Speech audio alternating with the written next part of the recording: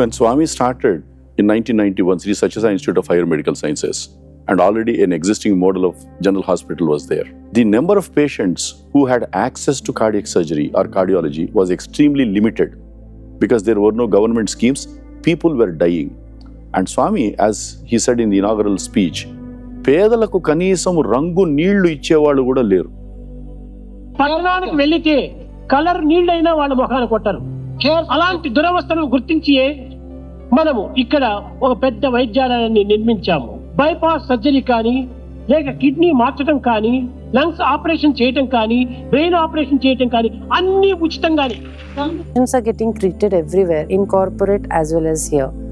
Same poor patients come there also. The work here is much more clearer to me, much more satisfying to me. Same patient have been treated there also, right? Somebody spoke about sympathy, empathy and compassion.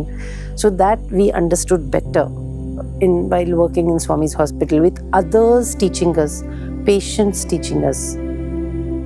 It's not a hospital, it's a temple. You feel the same feeling that when you're entering a temple. Why can't all hospitals be like that? The only reason is, it's not that it's neat, clean, beautiful. Yes, that is important. But it is the vibe. They come in with positivity, which translates into work.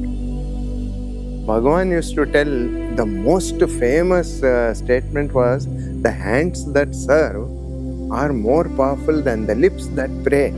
That word literally stuck in my heart and in my mind. It changed my life. So we had a 20-year-old man who came breathless, and his MRI showed a spinal cord tumor in the entire spinal cord. He was breathless and he was paralyzed, neck down, for 2 months. He came breathless to a casualty and then we were admitted. And we took out his tumor from the spinal cord. It was a very long surgery, which could have been done in any other private hospital outside. But the point is, after surgery, he was here in ICU for 3 months. He took a long time to come off the ventilator. He required a lot of physiotherapy. And eventually, at 3 months, he went home with some ability to walk. He was moving his hands and legs a little bit. At 6 months, he came back walking. So this would not have been possible in any other hospital in India, any other private hospital, because I don't think anybody else can afford this. He's a child from Malawi. I don't even know where this country exists. I have come to know that there is a country called Malawi after the patients contacted. The mother never had a tear in her eye, and she came all alone with the child. She was smiling, child was smiling. It was like a dream. Normally, you will have so many questions which are posed by the anxious parents. Here, there were no questions. We said, your child requires operation. She said, fine. I told the risk. There is a 2 to 4% risk of life. She said, fine. And the hope which she had till the very end is remarkable.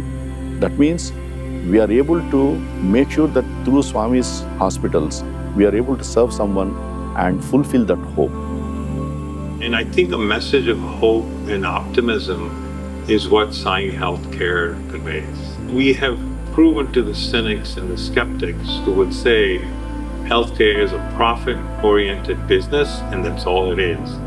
And I think Swami has reminded us in his own inimitable way that it is love and compassion.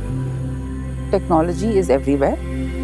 People with the degrees are the same, but that compassion is what sets the entire thing apart. So the way things are very systematic here, like when the patient comes, then how he's triaged, and then how the referrals are made. The systems are in place elsewhere also, but there's a difference in how they are being operationalized, and here it's very seamless. Much before WHO defined health, primary health, as something that should be universal, accessible, available right in the community to the right people, right kind of care, Swami also articulated this. He said the hospital with experts should be right in the villages, where villagers can access it. So this was a mind-boggling model. When Swami made a tertiary care hospital in a village, it has never been done before.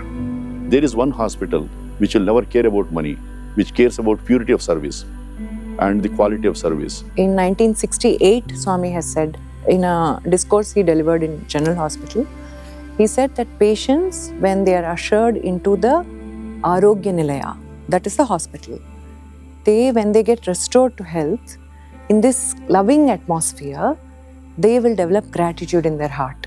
And they will be drawn, they will hear the bhajans in the mandir, and they'll be drawn to the Ananda Nilaya. And slowly they will develop faith in the divine.